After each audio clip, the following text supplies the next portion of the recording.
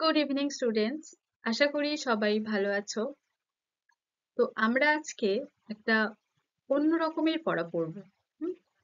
তো সেই পড়ায় যাওয়ার আগে তার আগে আমরা একটু গল্প করে নিই, হ্যাঁ? আচ্ছা, আমরা আমাদের চারপাশে বা আশেপাশে বেশ কিছু আওয়াজ শুনতে পাই বা শব্দ শুনতে পাই, তাই না? তো তোমরা কি বলতে পারবে যে কিরকম ধরনের আওয়াজ আমরা শুনতে পাই প্রতিদিন, প্রতিনিয়ত ধরতে গেলে? বলতে পারবে কেউ? হুম। যে আমরা শুনতে পাই কোথাও মাইকে গান বাজছে, সে গানের আওয়াজ আমাদের কানে ভেসে আসে, তাই তো? বা কখনো দেখি রাস্তায় গাড়ি যাচ্ছে, যে কোনো রকমের গাড়ি, সে গাড়িরও একটা আওয়াজ, এবং এমনকি বিভিন্ন রকম গাড়ির বিভিন্ন রকম আওয়াজ আমরা পাই, তাই না? বা কখনো বাচ্চাদের হই হুল্লোড়, তার আওয়াজ পাই। বা পাড়ার অলিগলিতে দেখি যে ফেরিওয়ালা হেঁকে যাচ্ছে, সেটার আওয়াজও আমরা পাই। বা জনমানুষের কলরব পাই। তো এরকম বিভিন্ন রকমের আওয়াজ আমরা প্রতিনিয়ত প্রতিদিন শুনে থাকি, তাই না? এবং এটা আহ, শুনে শুনেই আমরা জীবন কাটাচ্ছি বা জীবন অতিবাহিত করছি, এবং এটা জীবনের একটা অংশ হিসাবে আমরা মেনে নিয়েছি, তাই না? যে এগুলো থাকবেই, এই আওয়াজগুলো থাকবেই, এই শব্দগুলো থাকবেই আমাদের জীবনের সাথে সাথে। হুম? এবং একটা একটা জিনিস তোমরাও নিশ্চয়ই খেয়াল করেছো যে এই যা সমস্ত শব্দ বা আওয়াজ আমরা পাচ্ছি, এগুলোর একটা ছন্দ কাজ করছে, একটা তালে তালে চলছে, তাই না? দেখবে গান যে বাজে, গানের তো তাল থাকেই, একটা তালে তালেই তো গান হয়। তো সেটা বাদে এই যে গাড়ির আওয়াজ, বিভিন্ন রকম গাড়ির বিভিন্ন রকম আওয়াজ, যে আমরা চিনতে পারি যে সাইকেলে যেমন কিরিং কিরিং দিলে আমরা বুঝতে পারি যে এটা আহ, সাইকেলের আওয়াজ হচ্ছে, তাই না? বা কোনো গাড়ির হর্ন দিলে আমরা বুঝতে পারি যে কোন কেমন ধরনের গাড়ি আসছে। হুম? তো এগুলোর দেখবে এক একটা ওই ছন্দ আছে বা এক একটা তাল কাজ করছে, এক একটা গাড়ির এক এক রকম আওয়াজ, যেটা দ্বারা আমরা চিনতে পারি সহজে, বুঝতে পারি, তাই না? এমনকি এই যে মানুষের কোলাহল বা জনমানুষ যখন কথা বলে, সেটারও একটা ছন্দময় কাজ করছে, যে আমরা বুঝতে পারি যে হ্যাঁ, এরা কথা বলছে, আমরা আমরা সেটা বুঝতে পারি। বা এই যে ফেরিওয়ালা যে হেঁকে হেঁকে যায়, তারাও যে এক একটা, তাদের তো একটা কথা থাকে, সে কথা বলে বলে যায়, তাই না? তো সেটার মধ্যেও একটা ছন্দোবদ্ধ কাজ করছে, সেটাও একটা কথা। হুম? তোমরাও খেয়াল করে থাকবে নিশ্চয়ই। তো এই যে সাধারণ জীবনের আমরা যে এই সমস্ত আওয়াজগুলোকে জীবনের একটা অংশ হিসাবে মেনে নিয়েই জীবনটাকে চালিয়ে যাচ্ছি, জীবনটা অতিবাহিত করছি, ঠিক এই সবের পাশাপাশিও প্রকৃতির একটা আওয়াজ আছে, প্রকৃতির একটা শব্দ আছে। তোমরা জানো কি? তোমরাও খেয়াল করলে দেখে থাকবে, বা তোমরা যারা প্রকৃতিকে ভালোবাসো, তারা এগুলো উপভোগ করে থাকবে, হুম? বা অনুভব করে থাকবে, যে নদীর স্রোত বয়ে যাচ্ছে, নদীর একটা কলতান, যখন জল বয় যে কুলকুল একটা আওয়াজ, সেটাও একটা আওয়াজ। বা যখন হাওয়া হয়, গাছের পাতাগুলো যেমন একটা মর্মর আওয়াজ, সেটাও একটা প্রাকৃতিক আওয়াজ। বা দেখে থাকবে যে বৃষ্টি হলে, বৃষ্টির যে একটা ঝমঝম আওয়াজ, যখন বিদ্যুৎ পড়ে কড়াত কড়াত করে, সেটাও একটা আওয়াজ, তাই না? এমনকি প্রকৃতির সঙ্গে যারা যুক্ত, হুম, যে পাখি, পশু, তারাও তো পৃথিবীতে এক্সিস্ট করছে, তাদের আওয়াজও পৃথিবীতে এক্সিস্ট করছে, তাই না?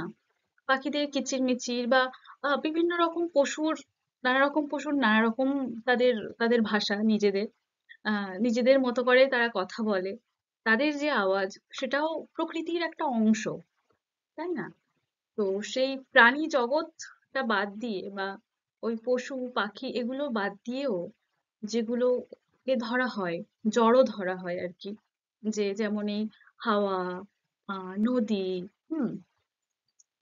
এই এই এগুলোরও একটা আওয়াজ আছে, এবং এগুলোর মধ্যেও আমরা যেমন সাধারণ জীবনযাপনে যেমন পারিপার্শ্বিক যে আওয়াজ বা শব্দের মধ্যে একটা ছন্দ দেখতে পাই, একটা তাল দেখতে পাই যে তালে তালে চলে যাচ্ছে, প্রাকৃতিক সেই আওয়াজের মধ্যেও সেরকম একটা ছন্দ কাজ করে। হুম। একটা তাল কাজ করে, সেই তালে তালেই, সেই ছন্দেই তারা চলে। হ্যাঁ। আহ তোমরা হয়তো ভাবছো যে সেটা আবার কিরকম, এরকম তো আগে ভাবিনি, তাই না? তো এগুলো এত কিছু বলার একটাই কারণ যে আজকে আমরা ঠিক এইরকমই একটা কবিতা পড়তে চলেছি। হুম। তো সেটা তোমাদের আহ বাংলা বইয়ের সাহিত্য মেলার প্রথম অধ্যায়, অজিত দত্তের লেখা ছন্দে শুধু কান রাখো কবিতাটি। চলো দেখা যাক। তো কবিতাটির বিষয়বস্তু সম্পর্কে আলোচনা করার আগে কবিতাটি যিনি লিখেছেন তার সম্পর্কে আমরা আগে জেনে নেব, কেমন? তো কবিতাটি লিখেছেন কবি অজিত দত্ত। এই যে ছবি দেখতে পাচ্ছ, ইনি হলেন অজিত দত্ত। তো অজিত দত্ত ছিলেন বাংলার কবি, সাহিত্যিক, একাধারে অধ্যাপক এবং সম্পাদকও ছিলেন। তো বাংলার চারের দশকের আধুনিক বাংলা কবিদের মধ্যে অন্যতম ছিলেন তিনি। তো এই অন্যতম কবি অজিত দত্ত, যার জন্ম হয় 1907 সালের 23শে সেপ্টেম্বর ঢাকার বিক্রমপুরে। হুম। তিনি খুব মেধাবী ছাত্র ছিলেন। বাংলাদেশের ওই ঢাকা বিশ্ববিদ্যালয় থেকেই তিনি বাংলা ও সংস্কৃত বিষয়ে তিনি প্রথম শ্রেণীতে প্রথম হন। হুম। এছাড়াও তিনি তার কর্মজীবন ধরতে গেলে চলে, কর্মজীবনে তিনি অধ্যাপনা করেছেন। প্রথমে প্রেসিডেন্সি কলেজে তিনি অধ্যাপক ছিলেন, এরপর যাদবপুর বিশ্ববিদ্যালয়েও তিনি শিক্ষকতা করেছেন। হুম। এবং যে সম্পাদনাও করেছেন তিনি, তিনি সম্পাদক ছিলেন। তার বন্ধু, মানে তরুণ বয়সের বন্ধু বুদ্ধদেব বসুর সঙ্গে তিনি প্রগতি পত্রিকার সম্পাদনা করেছেন। এছাড়া ওই কল্লোল যুগের আর কি, কল্লোল গোষ্ঠীর অন্যতম লেখক, সেই সময়কার সেই পত্রিকার সঙ্গেও তিনি যুক্ত ছিলেন। হুম। তার বেশ অনেকগুলো কাব্যগ্রন্থ তিনি রচনা করেছেন। তার বিখ্যাত কাব্যগ্রন্থ কিছু হলো কুসুমের মাস, পাতাল কন্যা। কুসুমের মাস ছিল তার প্রথম কাব্যগ্রন্থ, ঠিক আছে, মনে রাখবে এটা। তো এছাড়াও তার বিখ্যাত কাব্যগ্রন্থগুলি আছে, যে পাতাল কন্যা, ছড়ার বই, নষ্ট চাঁদ, ছায়ার আলপনা প্রভৃতি। আরো অনেক কাব্যগ্রন্থ তিনি রচনা করেছেন। হুম। এমনকি তিনি প্রবন্ধও লিখেছেন, মানে সমসাময়িক বাংলা কবিতা, ছন্দচিন্তা, এছাড়া রবীন্দ্র বিষয়ক ভাবনা এবং শিশু সাহিত্য সম্পর্কিতও তিনি প্রবন্ধ লিখেছেন। মোট 50টি প্রবন্ধ তিনি লিখেছেন। হুম। তো তার কিছু প্রবন্ধ গ্রন্থ হলো জনান্তিকে, মন পবনের নাও, বাংলা সাহিত্যে হাস্যরস, দুর্গাপূজার গল্প, এটা একটা অনুবাদ। হুম। এছাড়াও তিনি অনেক প্রবন্ধ গ্রন্থ তিনি লিখেছেন। তো এই অন্যতম কবি, বিখ্যাত মহান কবি, যিনি 1979 সালের 30শে ডিসেম্বর মৃত্যুবরণ করেন। হ্যাঁ। তো এই হলো কবি সম্পর্কিত আলোচনা। আশা করছি আর কোনো উম, উম, বুঝতে পারছো তোমরা। তো এরপর আমরা কবিতার বিষয়বস্তু সম্পর্কে জানবো, অর্থাৎ কবিতা সম্পর্কিত সমস্ত আলোচনা এবার তোমরা জানতে পারবে। তো কবি অজিত দত্তের লেখা আমাদের আলোচ্য পাঠ্য ছন্দে শুধু কান রাখো কবিতাটি একটি কিশোর মনস্ক কবিতা। হুম। এটি 2007 সালে প্রকাশিত হয়। অজিত দত্তের লেখা তার শ্রেষ্ঠ কবিতা নামক কবিতা সংকলন থেকে তার এই ছন্দে শুধু কান রাখো কবিতাটি নেওয়া হয়েছে। হুম।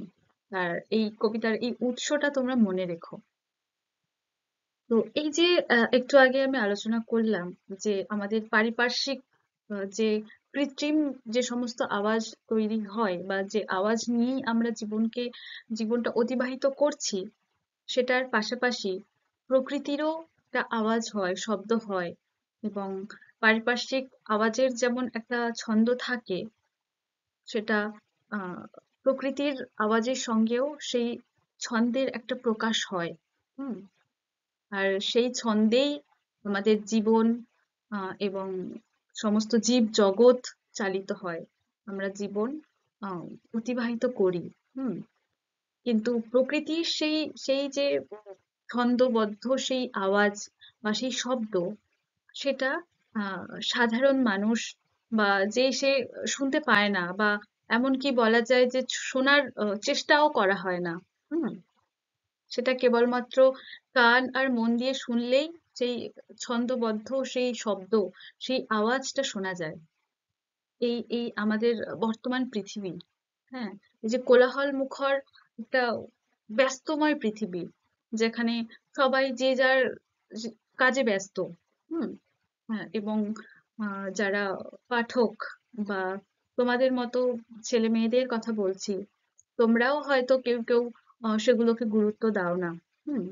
এখন যে বর্তমান যুগে যেমনটা হয়, ছোট ছোট বাচ্চারাও যে ফোন নিয়েই পড়ে থাকে, খেলাধুলো বাদ দিয়ে, বা যেগুলো সাধারণ করার কথা সেগুলো বাদ দিয়ে পড়াশোনা আর পাশাপাশি ফোন নিয়েই পড়ে থাকে। এমনকি হয়তো তোমরাও করে থাকতে পারো। হুম। তো এই যে এই কোলাহল মুখর ব্যস্ত এই এই যে জীবন, বা এই যে এখনকার যে পৃথিবীটা, হুম, এবং ব্যস্ত বলা হচ্ছে এবং কোলাহল মুখর বলছি, তার কারণ যে চতুর্দিকে এখন গাড়ি ঘোড়া গাড়ি এত বেড়ে গেছে, চতুর্দিকে আওয়াজ। ওই 10টা 4টা আর কি, যেমনটা হয় যে সকালে উঠতেই স্কুলের জন্য ছোটে, আহ বড়রা অফিসে যাওয়ার জন্য ছোটে। এবার রাস্তায় সেগুলো শুধু জনমানবের কোলাহল, হুম, গাড়ির আওয়াজ। তো এই সমস্ত আওয়াজ মিলেমিশে আবার এই যে যাওয়ার একটা চাপ, আবার যে ফেরার পথে বা বিকাল টাইমে, সেই বিকাল বেলাতেও সবাই কেউ স্কুল থেকে ফেরে, কেউ কেউ অফিস থেকে ফেরেন। হ্যাঁ, কাজে থেকে যে যার কাজে থেকে ফেরেন। তো সেটাও একটা ব্যস্তময় জীবন, তাই না? ব্যস্তময় পৃথিবী, যে যার কাজে সে ব্যস্ত, এবং চতুর্দিকে একটা কোলাহল মুখরিত হয়ে আছে, তাই না? সব নিজেদের মধ্যে কথা বলতে ব্যস্ত। এই এই কৃত্রিম যে সমস্ত আওয়াজ, যান্ত্রিক যান্ত্রিক যে আওয়াজ, যে এই গাড়ির আওয়াজ, কিংবা আমরা ঘরের মধ্যে থাকলে গরমকালে যে ফ্যান চালাই সেই ফ্যানের আওয়াজ, তাই না? তো এই সমস্ত আওয়াজে কি হয় না, সেই প্রকৃতির সেই ছন্দময় আওয়াজটা চাপা পড়ে যায়, তাই না? তো সেই সেই আওয়াজটার কথাই বলা হচ্ছে, প্রকৃতির সেই ছন্দময় শব্দের কথাই বলা হচ্ছে এখানে। হ্যাঁ। তো সেটাই এখানে আমাদের আলোচ্য পাঠ্য বা আমাদের কবিতাটিতে এরকম বিষয় তুলে ধরা হয়েছে, যে আজকাল বর্তমান যুগে বা বর্তমান পৃথিবীতে সেই ছন্দময় আওয়াজটা আমরা সহজে শুনতে পাই না। হুম। তো কি হয় না, এখানে কবি সেটাই বলছেন যে ছন্দে শুধু কান রাখো, সেই আওয়াজটা অনুভব করতে বলছেন কবি, সেই আওয়াজটা শুনতে বলছেন কবি, তাহলেই জীবনটা সহজ ও সুন্দর হয়ে উঠবে। হুম। কবি পাঠকদের আহ অনুভব করতে বলছেন, সেজন্যই তিনি বলছেন ছন্দে শুধু কান রাখো। হুম। তো চলো কবিতাটা এবার বিস্তারিতভাবে আমরা জানি যে কবি আরো কি কি বলছেন এবং কিভাবে ছন্দে কান রাখতে বলছেন। হুম, চলো দেখে নেওয়া যাক। আচ্ছা, কবিতাটা একবার পুরো পড়ে নেওয়া যাক, হ্যাঁ, তারপর আমরা এর বিস্তারিতভাবে জানবো। কবিতার নাম কি তাহলে? ছন্দে শুধু কান রাখো, কবি অজিত দত্ত। মন্দ কথায় মন দিও না, ছন্দে শুধু কান রাখো। দ্বন্দ্ব ভুলে মন না দিলে ছন্দ শোনা যায় না কো। ছন্দ আছে ঝড় বাদলে, ছন্দ আছে জ্যোৎস্নাতে, দিন দুপুরে পাখির ডাকে, ঝিঝির ডাকে ঘোর রাতে। নদীর স্রোতের ছন্দ যদি মনের মাঝে শুনতে পাও, দেখবে তখন তেমন ছড়া কেউ লেখেনি আর কোথাও। ছন্দ বাজে মোটর চাকায়, ছন্দে চলে রেলগাড়ি, জলের ছন্দে তাল মিলিয়ে নৌকো জাহাজ দেয় পাড়ি। ছন্দে চলে ঘড়ির কাঁটা, ছন্দে বাঁধা রাত্রি দিন, কান পেতে যা শুনতে পাবে, কিচ্ছুটি নয় ছন্দহীন। সকল ছন্দ শুনবে যারা, কান পেতে আর মন পেতে, চিনবে তারা ভুবনটাকে ছন্দ সুরের সংকেতে। মনের মাঝে জমবে মজা, জীবন হবে পদ্যময়, কান না দিলে ছন্দে যেন পদ্য লেখা সহজ নয়। হুম, এই হলো আমাদের হচ্ছে কবিতাটি। হ্যাঁ, তো কি বলছে? মন্দ কথায় মন দিও না, ছন্দে শুধু কান রাখো। মন্দ, মন্দ মানে কি? যে খারাপ। তো মন্দ কথা মানে খারাপ কথা। তো কবি এখানে খারাপ কথায় মন দিও না বলছেন, যে কোনো খারাপ কথায় মন না দিতে বলছেন তিনি। ছন্দে শুধু কান রাখো, শুধুমাত্র সেই ছন্দে কান রাখো। কোনো খারাপ কথায় মন দিও না, কান দিও না, শুধুমাত্র ছন্দে কান রাখো। দ্বন্দ্ব ভুলে মন না দিলে ছন্দ শোনা যায় না কো। দ্বন্দ্ব, দ্বন্দ্ব মানে কি? ঝগড়া, বিবাদ। হ্যাঁ, যে এই এই তোমরা ছোটরা এখন কেউ কেউ হয়তো বা বন্ধুদের সাথে ঝগড়া বিবাদ করে থাকো, দ্বন্দ্ব করে থাকো। হ্যাঁ, কিংবা আমাদের পারিপার্শ্বিক যারা আশেপাশের বড়রা বা ছোটরা সবাই যে যার মতো কেউ ঝগড়া বিবাদে ব্যস্ত থাকে, তাই না? তো কবি এখানে সেই সমস্ত ঝগড়া বিবাদ সবকিছু ভুলে যেতে বলছেন। হুম, কোনো দ্বন্দ্ব নয়, কোনো ঝগড়া নয়।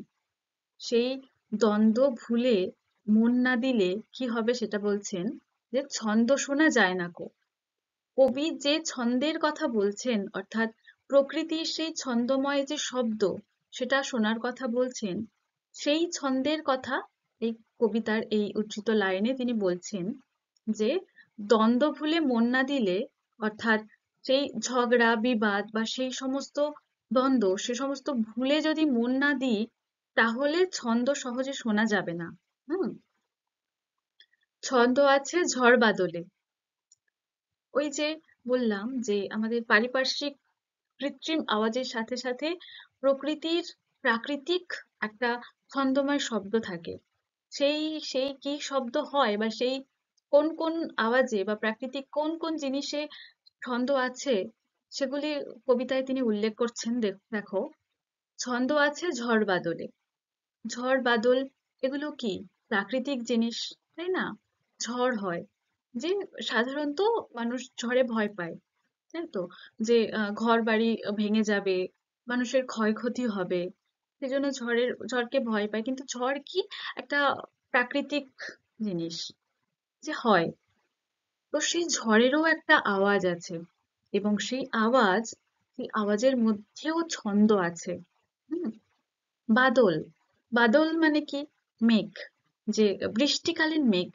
হ্যাঁ, তো সেই সেই বৃষ্টি, মেঘ, সেক্ষেত্রেও কি হয়? একটা আওয়াজ আছে, একটা শব্দ আছে, তাই না? এবং মেঘ জমলে কি হয়? মেঘ করার পর যে বিদ্যুৎ পড়ে, উম, বিদ্যুতেরও একটা আওয়াজ থাকে, এবং সেই আওয়াজের মধ্যেও ছন্দ আছে। বৃষ্টি হলে কি হয়? ঝমঝম আওয়াজ হয়, বা নিম বৃষ্টি হলেও তারও একটা মৃদু আওয়াজ হয়। তা তো এগুলোর মধ্যেও ছন্দ রয়েছে, সেটা কবি উল্লেখ করছেন, এবং আমাদেরকে, তোমাদেরকে জানান দেওয়ার চেষ্টা করছেন কবি। হুম, আচ্ছা, আর কিসে ছন্দ আছে? ছন্দ আছে জ্যোৎস্নাতে। জ্যোৎস্না মানে কি? জ্যোৎস্না, হুম, চাঁদের আলো। তো এটাও একটা প্রাকৃতিক, তাই না? প্রকৃতির একটা অংশ। জ্যোৎস্না, চাঁদের আলো। এই যে দেখো, এটা একটা জ্যোৎস্না রাত। তো সেই, তোমরা যদি হয়তো কেউ কেউ দেখে থাকবে, বা তো দেখোনি, তো সবার উদ্দেশ্যেই বলা, তোমরা যদি কোনো এরকম এক জ্যোৎস্না রাতে বাইরে গিয়ে দাঁড়াও, বা ছাদে গিয়ে দাঁড়াও, দেখবে একটা আলাদাই শান্তি লাগবে। হ্যাঁ, এবং এরও একটা আওয়াজ আসে, যে হতে পারে সেটা হালকা মৃদু হাওয়ার আওয়াজ, কিংবা সেই নিশুতি রাতের আহ যে হালকা মৃদু আওয়াজ ভেসে আসে চতুর্দিকে, সেই নিশুতি বা সেই মৃদু আওয়াজের কথাই হয়তো কবি এখানে বলছেন, বোঝাতে চাইছেন। হুম তো কবির মতে জ্যোৎস্না রাতেরও একটা ছন্দ আছে, আওয়াজ আছে। হ্যাঁ, তারপর দিন দুপুরে পাখির ডাকে, এই যে আমি বললাম যে পশু পাখি বা পতঙ্গ, এরাও তো একটা প্রকৃতির অংশ, তাই না? শুধুমাত্র ওই ঝড় বৃষ্টি কিংবা দিন রাত, হুম এই আবহাওয়া বা এই সমস্ত নিয়েই তো শুধু প্রকৃতি তৈরি হয় না। এই পশু পাখি পতঙ্গ, এইগুলো না থাকলে প্রকৃতিটা তো সম্পূর্ণ হতে পারছে না, তাই না? সুতরাং এগুলো মিলেই প্রকৃতি, এগুলোর সঙ্গে যুক্ত হয়েই একটা গোটা প্রকৃতি ধরা হয়। তো কি হচ্ছে, কবি এখানে বলছেন দিন দুপুরে পাখির ডাকে। তো দিন দুপুরে পাখির ডাকে, এখানে দিন দুপুরে কথাটাও তিনি উল্লেখ করছেন, কারণ পাখিরা দিনের বেলায় ডাকে, দুপুরেই ডাকে। হ্যাঁ, অর্থাৎ দিন দুপুরে বলতে তিনি দিনের বেলাটাকেই বোঝানোর জন্যই বলেছেন। বেসিক্যালি তো কি হচ্ছে, পাখিরা তো দিনে জাগে রাতে ঘুমায়। তো সেজন্যই তিনি দিন দুপুরে কথাটাও বলছেন, যে দিনের বেলাতে যে পাখিরা ডাকে সেটাও একটা আওয়াজ, এবং সেটাও ছন্দময় আওয়াজ, সেই আওয়াজের মধ্যেও ছন্দ আছে। হুম আর কিসের ছন্দ আছে? ঝিঝির ডাকে ঘোর রাতে। দেখো, ঝিঝির যে ডাক, রাত্রেবেলা যখন চতুর্দিক নিশুতি হয়ে যায়, হুম তোমরা শুনে থাকবে ঝিল্লিরবপূর্ণ আওয়াজ হয়, চি চি করা। আহ তবে যাদের গ্রামে বাড়ি, তোমরা হয়তো সচরাচর শুনতে পারবে এটা, বা এটা এটা হয়েই থাকে, ঝিঝিরা ডেকে থাকে। শহরে যারা থাকো হয়তো বা শুনতে পাও না, আহ, কিংবা শুনতে পেতে পারো গভীর রাতে, সেটা ডিপেন্ড করছে। তো যাই হোক, কবি এখানে যেমন পাখির ডাকের আওয়াজের মধ্যেও একটা ছন্দ খুঁজে পেয়েছেন, ছন্দ আছে, তোমাদেরকে জানান দিচ্ছেন, তেমনি এবং সেটা দিনে দুপুরে অর্থাৎ দিনের বেলাতেও পাখির ডাকের আওয়াজেও একটা ছন্দ আছে, তেমনি ভোর রাতে অর্থাৎ রাতের মধ্যেও ঝিঝির ডাকের আওয়াজেও ছন্দ আছে। হ্যাঁ, সেটা তিনি বোঝানোর চেষ্টা করছেন। আচ্ছা, আর কিসে ছন্দ আছে তিনি বলছেন, দেখো, নদীর স্রোতের ছন্দ যদি মনের মাঝে শুনতে পাও, দেখবে তখন তেমন ছড়া কেউ লেখেনি আর কোথাও। দেখো, নদীর স্রোতের ছন্দ অর্থাৎ নদীর যে স্রোত বয়, আহ দেখবে এই যে নদীর যে ঢেউ খেলে, হ্যাঁ, সেই স্রোত বয়ে যায়, ঢেউ বয়ে যায়, তারও একটা কলতান আছে, তারও একটা আওয়াজ আছে। যারা নদীর কাছাকাছি গেছো, নদীর কাছে গেছো, নদীর স্রোত দেখেছো, নদীর ঢেউ দেখেছো, তারা নিশ্চয়ই সেই আওয়াজটা শুনে থাকবে, বা বা উপভোগ করে থাকবে, তাই না? তো সেরকম সেই নদীর স্রোতের আওয়াজের কথা তিনি বলছেন, যে নদীর স্রোতের সেই আওয়াজেও ছন্দ আছে, এবং নদীর স্রোতের সেই ছন্দ যদি কেউ মনের মাঝে শুনতে পাও, অর্থাৎ নদীর স্রোতের সেই ছন্দ, ছন্দময় আওয়াজ কেউ যদি শুনতে পাও, হুম বা অনুভব করো, দেখবে তখন তেমন ছড়া কেউ লেখেনি আর কোথাও। অর্থাৎ কবি বলতে চাইছেন যে এই নদীর স্রোতের ছন্দময় আওয়াজ শুনেও মানুষ বা পাঠকরা বা কিশোররা, কিশোরীরা, তারা আহ ছড়া লিখতে পারবে। হ্যাঁ, একটা ছন্দবদ্ধ ছড়া তারা লিখতে পারবে, এবং কবির মতে যে সেই রকম ছড়া আর কেউ কোথাও লেখেনি। তোমরা যারা নদীর স্রোতের সেই ছন্দময় আওয়াজ শুনে যে ছড়াটা লিখছো, ছড়াটা তৈরি করছো, সেটা বা সেই রকম ছড়া আর কেউ কোথাও লেখেনি। হুম যে সেটা এত সুন্দর ছন্দবদ্ধ ছড়া হবে, যে সেটা আর কেউ কোথাও লেখেনি। তারপর, ছন্দ বাজে মোটর চাকায়, ছন্দে চলে রেলগাড়ি। তো এই পর্যন্ত আমরা দেখলাম যে সবগুলো প্রাকৃতিক। হ্যাঁ, আহ দেখো, ঝড় বাদল সেটাও একটা প্রকৃতির অংশ, জ্যোৎস্না, জ্যোৎস্না চাঁদের আলোর রাত, সেটাও প্রাকৃতিক। দিন দুপুরে পাখির ডাক, সেটাও প্রকৃতির অংশ, মানে প্রাকৃতিক একটা আওয়াজ। ঝিঝির ডাক সেটাও প্রাকৃতিক, নদীর স্রোত সেটাও প্রাকৃতিক। হ্যাঁ, তো এবার এখান থেকে দেখছি যে কৃত্রিম আওয়াজ, যান্ত্রিক আওয়াজ, মানে যান্ত্রিক সভ্যতার সাথে সাথে যে সমস্ত আহ দিনের পর দিন উন্নত হয়েছে, যে যান্ত্রিক সভ্যতা উন্নত হয়েছে, সেই কৃত্রিম আওয়াজগুলোর কথা বলবেন। দেখো, ছন্দ বাজে মোটর চাকায়, ছন্দে চলে রেলগাড়ি। তো কৃত্রিম যান্ত্রিক সভ্যতার আওয়াজে কিসে কিসে ছন্দ আছে সেটা কবি বলছেন যে মোটর চাকায়। মোটর, মোটর গাড়ি। হ্যাঁ, তো একদম প্রথমে যখন মোটর গাড়ি আবিষ্কার হয়, এইরকম ছিল গাড়িটা, দেখো ছবিতে। তো কি বলছেন যে এই মোটর গাড়ির যে চাকা, গাড়িটা যখন চলে, সেই চাকাটা যখন গড়িয়ে যায়, তারও যে একটা আওয়াজ আছে, সেই আওয়াজের মধ্যেও ছন্দ আছে। হ্যাঁ, যে সেই চাকার আওয়াজেও ছন্দ বাজে, বলছেন কবি। ছন্দে চলে রেলগাড়ি। রেলগাড়ি অর্থাৎ ট্রেন। রেলগাড়ি মানে ট্রেন। তোমরা তো আহ হয়তো কম বেশি সবাই ট্রেন দেখেছো, এবং ট্রেনের যে চলার আওয়াজ সেটাও শুনে থাকবে। কবির মতে ট্রেন চলার সময়কার যে আওয়াজ সেটাও ছন্দময়, অর্থাৎ ট্রেনও যেন, রেলগাড়িও যেন ছন্দেই চলে। হুম, একটা নিজস্ব তাল আছে, সেই তালে চলে। হ্যাঁ, তারপর বলছেন জলের ছন্দে তাল মিলিয়ে নৌকো জাহাজ দেয় পাড়ি। আরো কি হচ্ছে না, নৌকো জাহাজের কথা বলছেন। তাহলে তিনি যান্ত্রিক সভ্যতার মধ্যে কৃত্রিম যে সমস্ত আওয়াজ তৈরি হচ্ছে মানুষের যাতায়াতের জন্য, সেগুলোর মধ্যে কি বলছেন, মোটর চাকা অর্থাৎ মোটর গাড়ি, রেলগাড়ি, আর বলছেন যে নৌকো জাহাজ। তো নৌকো জাহাজ কোথায় চলে? নদীতে চলে, সমুদ্রে চলে। তো কি হয়, এগুলো জলে ভাসে, তাই না? জলে চলে। তো সেজন্যই তিনি বলছেন জলের ছন্দে তাল মিলিয়ে নৌকো জাহাজ দেয় পাড়ি। যে নৌকো বা জাহাজ, এগুলোকে নৌকো বলে। ছবিতেই দেখো, ওটা তো জাহাজ, তোমরা চেনোই। তো সে এই নৌকো জাহাজ এগুলো তো জলেই চলে। তো তাই বলছেন যে জলের ছন্দে তাল মিলিয়ে নৌকো জাহাজ দেয় পাড়ি। যে যখন নৌকা যায় বা জাহাজ যায়, কি হয়, নদী বা নদীর যে একটা একটা স্রোত বয়ে চলে, সেই আওয়াজের সাথে সাথেই নৌকো বা জাহাজ চলে।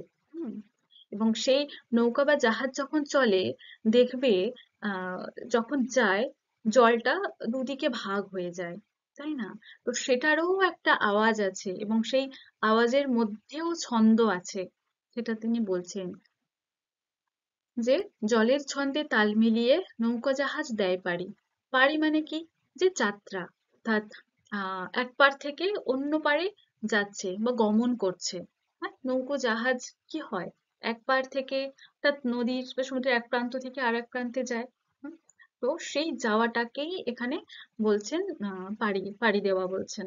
হুম, আচ্ছা, তারপর ছন্দে চলে ঘড়ির কাঁটা, ছন্দে বাঁধা রাত্রি দিন।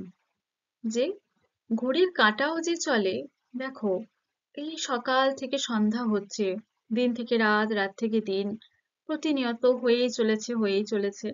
কি হয়, এটা একটু সময়ের মধ্যে বাঁধা ধরা থাকে, তাই না? যে 24 ঘন্টা, পুরো একদিন রাত। হুম, 12 ঘন্টা দিন, 12 ঘন্টা রাত। তো এটা কি হচ্ছে, এটা ঘড়ির মাধ্যমেই আমরা জানতে পারছি যে কত সময় হচ্ছে। হ্যাঁ, কখন দিন হচ্ছে, কখন রাত হচ্ছে, সেই সময়টা আমরা জানতে পারছি ঘড়ির মধ্যে দিয়ে, বা এই ঘড়ির কাঁটার চলার মধ্যে দিয়ে। তো এই ঘড়ির কাঁটা চলার যে একটা টিকটিক আওয়াজ, সেই আওয়াজের মধ্যেও ছন্দ আছে। কবি সেটা বলছেন যে ছন্দে চলে ঘড়ির কাঁটা, অর্থাৎ ঘড়ির কাঁটাও নিজের আপন তালে, আপন ছন্দে চলে। হুম, ছন্দে বাঁধা রাত্রি দিন। তো যেহেতু সময়, ঘড়ির কাঁটা যেহেতু মানে আহ, সময় পার হচ্ছে, সেই অনুযায়ী রাত্রি দিনও আমরা বুঝতে পারছি, রাত দিনও হচ্ছে। তো সেজন্যই বলছেন যে রাত আর দিন সেটাও যেন ছন্দে বাঁধা। হুম, রাত দিন, অর্থাৎ রাত্রি দিন, তারাও যেন নিজের ছন্দে চলছে, তাদের চলার মধ্যেও যেন একটা ছন্দ আছে। হুম। তারপর দেখো, কান পেতে যা শুনতে পাবে কিচ্ছুটি নয় ছন্দহীন। অর্থাৎ তোমরা বা আমরা আমরা যদি কান পেতে যাই শুনতে চাই না কেন, সবকিছুর মধ্যেই ছন্দ আছে। ছন্দহীন কিচ্ছু নেই। অর্থাৎ এমন কিছু নেই যে তাতে ছন্দ নেই। সবকিছুর মধ্যে ছন্দ আছে কবির মতে। হুম। পারিপার্শ্বিক যান্ত্রিক সভ্যতার যে সমস্ত কৃত্রিম আহ চলাচল করে, নড়াচড়া করে, সেগুলোর মধ্যেও ছন্দ আছে।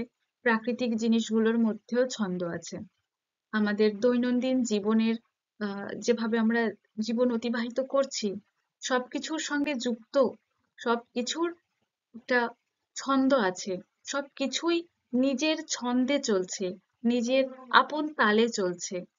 কিচ্ছু ছন্দহীন নয়, বা এমন কিচ্ছু নেই আমাদের জীবনের সঙ্গে যুক্ত, বা আমাদের পারিপার্শ্বিক চতুর্দিকে আমরা দেখতে পাই, সেগুলোর এমন কিচ্ছু নেই যাতে ছন্দ নেই, কবির মতে সেটা। আচ্ছা, তারপর কি বলছেন? সকল ছন্দ শুনবে যারা, কান পেতে আর মন পেতে, চিনবে তারা ভুবনটাকে ছন্দ সুরের সংকেতে। কি বলছেন? সকল ছন্দ শুনবে যারা, অর্থাৎ এই সকল ছন্দ বলতে কবি কিন্তু সবটাকে বুঝিয়েছেন। অর্থাৎ এখানে তিনি যে একটা প্রাকৃতিক জিনিসকে বুঝিয়েছেন, যে নদীর স্রোত, কিংবা দেখো এই যে ঝড় বাদলের আওয়াজ, তাতে ছন্দ, জ্যোৎস্না রাত, তারও ছন্দ, পাখির ডাকের আওয়াজের ছন্দ, হ্যাঁ, ঝিঝির ডাকের আওয়াজের ছন্দ, নদীর স্রোতের ছন্দ। হুম, এই প্রাকৃতিক যে আওয়াজ বা প্রাকৃতিক যে ছন্দ, সেগুলোর সাথে সাথেই যান্ত্রিক সভ্যতারও যেই আওয়াজের ছন্দের কথাও তিনি বলছেন। হ্যাঁ, সেই সমস্ত ছন্দের কথা বলছেন। সবকিছু মিলিয়েই যেভাবে আমরা জীবনটা পার করছি, যেগুলো আমাদের জীবনের সঙ্গে জড়িত, আমাদের আশেপাশে আছে, আমরা দেখতে পাচ্ছি, অনুভব করতে পারছি, উপভোগ করতে পারছি, সেই সমস্ত আওয়াজের কথাই বলছেন, যে সবকিছুর মধ্যেই ছন্দ আছে। আর সেই সমস্ত ছন্দ যারা শুনবে কান পেতে আর মন পেতে, অর্থাৎ মন দিয়ে যারা শুনবে, মন দিয়ে যারা অনুভব করবে, ভালোভাবে কান পেতে যারা শুনবে, এই এই ব্যস্তময় পৃথিবী, এই কোলাহলপূর্ণ এই পৃথিবীর মধ্যে সবকিছু বাদ দিয়ে, হুম, যে এই ফোন ঘাঁটা, ফোনের মধ্যে রিলস দেখা, ফেসবুক ঘাঁটা, মানে যা কিছু আছে আর কি সোশ্যাল মিডিয়ার, বাচ্চারা না থেকে কি হয়, সেগুলো বাদ দিয়ে যদি আমরা সেই সমস্ত ছন্দে কান পাতি, বা সেই সমস্ত ছন্দ, প্রাকৃতিক বা কৃত্রিম যান্ত্রিক সভ্যতার বলো, সেই সমস্ত ছন্দ যদি আমরা মন দিয়ে শুনি, বা মন থেকে অনুভব করি, উপভোগ করি, কান দিয়ে যদি সেগুলো শুনি, তাহলে কি হবে? কবির মতে চিনবে তারা ভুবনটাকে ছন্দ সুরের সংকেতে। হুম, সেই সমস্ত ছন্দ যদি আমরা শুনি, কি হবে? তারা ভুবনটাকে চিনতে পারবে। ভুবন মানে কি? পৃথিবী। অর্থাৎ সেই সমস্ত ছন্দ যদি আমরা কান আর মন পেতে শুনি, তাহলে এই পৃথিবীটাকে আমরা চিনতে পারবো। হুম, কিভাবে? ছন্দ সুরের সংকেতে। সংকেত মানে কি? ইঙ্গিত, ইশারা। হুম, তো এই গোটা পৃথিবীটাকে, গোটা জগৎটাকে আমরা ছন্দ সুরের ইঙ্গিতে চিনতে পারবো, যে সবকিছুর মধ্যে যে ছন্দ আছে, সেই ছন্দের ইঙ্গিতে, ছন্দের ইশারাতে, ছন্দের সংকেতে আমরা গোটা ভুবনটাকে আমরা জানতে পারবো, গোটা পৃথিবীটাকে আমরা চিনতে পারবো। হুম, কবি কবি যেন সেই অনুনয় করছেন পাঠকের কাছে। হ্যাঁ, মনের মাঝে জমবে মজা, জীবন হবে পদ্যময়। তো আরো কি কি হবে সেগুলো তিনি বলছেন, যে সেই সমস্ত ছন্দ যদি কেউ কান পেতে আর মন পেতে শোনে, তাদের আর কি কি ভালো হবে সেগুলো তিনি বলছেন। যে এক তো দেখলাম যে পৃথিবীটাকে আমরা সুরের, ছন্দ সুরের সংকেতে চিনতে পারবো। দ্বিতীয়ত, মনের মাঝে জমবে মজা, জীবন হবে পদ্যময়। যে মনের মাঝে মজা জমবে, অর্থাৎ এই যে প্রাকৃতিক যে সমস্ত ছন্দময় আওয়াজ, হুম, বা এই যান্ত্রিক সভ্যতার যে সমস্ত আওয়াজ, ছন্দময় আওয়াজ, যে সব কিছুর মধ্যেই যে ছন্দ আছে কবি বলছেন, তো সেই সব সমস্ত ছন্দ যদি আমরা শুনি, মন দিয়ে শুনি, উপভোগ করি বা অনুভব করি, কি হবে? আমাদেরই তো ভালো লাগবে, তাই না?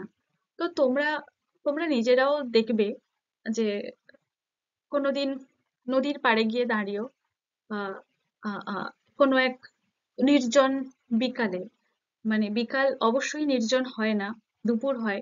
তবুও আমি নির্জন বলছি কারণ আ কোনো এক বিকেলে কেউ ধরো থাকলো না।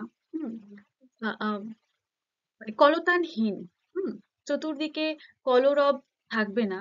এরকম একটা জায়গায় গিয়ে নদীর সেই স্রোত, নদীর বয়ে চলা সেই স্রোতের আওয়াজ যদি অনুভব করো, উপভোগ করো, দেখবে এক আলাদা রকম শান্তি অনুভব করবে, আলাদা রকম একটা ভালো লাগবে।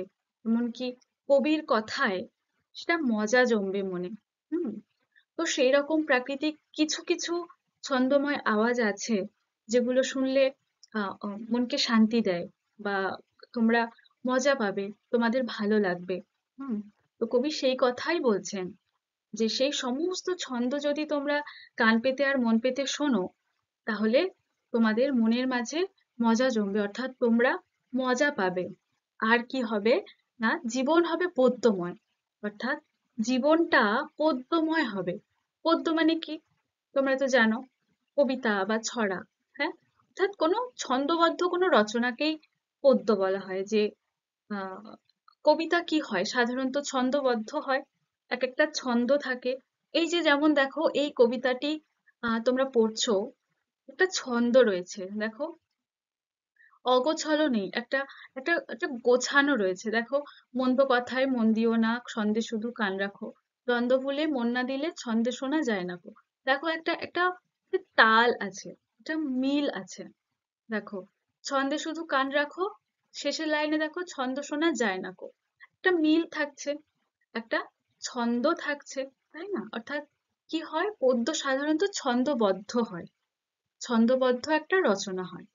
তো সেই কথাই বলছেন যে জীবন হবে পদ্যময়, অর্থাৎ পদ্য, ছড়া বা কবিতা যেরকম গোছালো হয়, হুম, যেমন আহ ছন্দবদ্ধ হয়, সেই যে সমস্ত ছন্দ যদি তোমরা কান পেতে আর মন পেতে শোনো, জীবনটাও সেরকম পদ্যের মতো, সেরকম গোছালো হবে, সেরকম ছন্দবদ্ধ হবে, হুম, কবিতার মতো হবে, সেটাই বলছেন। আর কি, কান না দিলে ছন্দে যেন পদ্য লেখা সহজ নয়। হুম। এতক্ষণ তিনি বললেন যে সেই সমস্ত ছন্দ যদি তোমরা মন দিয়ে শোনো, তাহলে কি কি হবে সেগুলো বললেন। যে পৃথিবীটাকে তোমরা চিনতে পারবে, জানতে পারবে ছন্দ সুরের সংকেতে। এছাড়াও তোমরা মজা পাবে, এছাড়াও জীবনটা পদ্যময় হবে। এবার তিনি বলছেন, কান না দিলে ছন্দে যেন পদ্য লেখা সহজ নয়। যে এই দেখো এই এই লাইনে তিনি বললেন যে আহ এই যে দেখবে তখন তেমন ছড়া কেউ লেখেনি আর কোথাও। অর্থাৎ ওই যে ছন্দ যদি কান দিয়ে শোনো, মন দিয়ে শোনো, কি হবে, তোমার মতো সেই ছড়া আর কেউ লিখতে পারবে না। মানে সেই রকম সুন্দর ছন্দবদ্ধ ছড়া তুমি লিখবে, সেটা আর কেউ কখনো লিখতে পারবে না। তো শেষে তিনি এটাই বললেন যে যদি সেই ছন্দবদ্ধ আওয়াজগুলো না শোনো কান দিয়ে মন দিয়ে, তাহলে কি হবে, এটা জেনে রেখো যে ছন্দ যদি কান না দাও, ছন্দটা যদি মন দিয়ে অনুভব না করো, উপভোগ না করো, তাহলে জেনে রেখো পদ্য লেখা সহজ হবে না। হুম। ছন্দটা যদি কান দিয়ে মন দিয়ে শুনে যদি, যেমন জীবনটা পদ্যময় হবে, হুম, ছন্দবদ্ধ হবে, সেই রকম তার উল্টো যদি ছন্দটা না শোনা হয়, তাহলে পদ্য লেখা সহজ হবে না। অর্থাৎ পদ্য লেখা যেমন সহজ হবে না, তার সাথে সাথে তিনি এটাও বোঝাচ্ছেন যে যদি সেই ছন্দগুলো আমরা কান মন দিয়ে না শুনি, তাহলে আমাদের জীবনটাও কিন্তু পদ্যময় হবে না, ছন্দবদ্ধ হবে না, সহজ সরল হবে না। হুম তিনি কবিতার মধ্যে দিয়ে বা পদ্য লেখার কথা বলার মধ্যে দিয়ে আমাদের জীবনের কথা তিনি আহ পরোক্ষভাবে তুলে ধরেছেন। হুম তিনি পরোক্ষভাবে এটাই বলার চেষ্টা করছেন যে আমরা যেন সেই কৃত্রিম আওয়াজ হোক, আওয়াজের ছন্দ হোক, কিংবা প্রাকৃতিক ছন্দময় আওয়াজ হোক, সেগুলো আমরা কান দিয়ে শুনি, মন দিয়ে শুনি, মন থেকে অনুভব করি, প্রকৃতিকে সময় দিই। হ্যাঁ, দিলে কি হবে না, আমাদের জীবন সহজ সরল হবে। হুম কবিতার মতো ছন্দবদ্ধ হবে, ছন্দময় হবে, পদ্যময় হবে আমাদের জীবনটা। সেটাই তিনি বোঝানোর চেষ্টা করছেন। আজকে আমরা কবি অজিত দত্তের লেখা ছন্দে শুধু কান রাখো কবিতাটি পড়লাম, এবং আমাদের আজকে আলোচনায় কবি পরিচিতি এবং কবিতার বিষয়বস্তু ব্যাখ্যা করে আমরা আলোচনা করলাম, তাই তো? তো আশা করছি তোমরা সকলে বুঝতে পেরেছো, এবং যদিও বা বুঝতে না পারো, অবশ্যই আমাকে জানিও, আমি আবার বোঝানোর চেষ্টা করব। কেমন? তো আজকে এখানেই আমি আমার ক্লাস শেষ করছি। আহ দেখা হচ্ছে পরের ক্লাসে এই কবিতার আহ, সঙ্গে যুক্ত যে নামকরণ, সারসংক্ষেপ এবং তোমাদের বইয়ের অনুশীলনীর যে সমস্ত প্রশ্ন রয়েছে, সেই সমস্ত প্রশ্নের উত্তরের আলোচনা পর্ব নিয়ে। ভালো থেকো সবাই। ধন্যবাদ।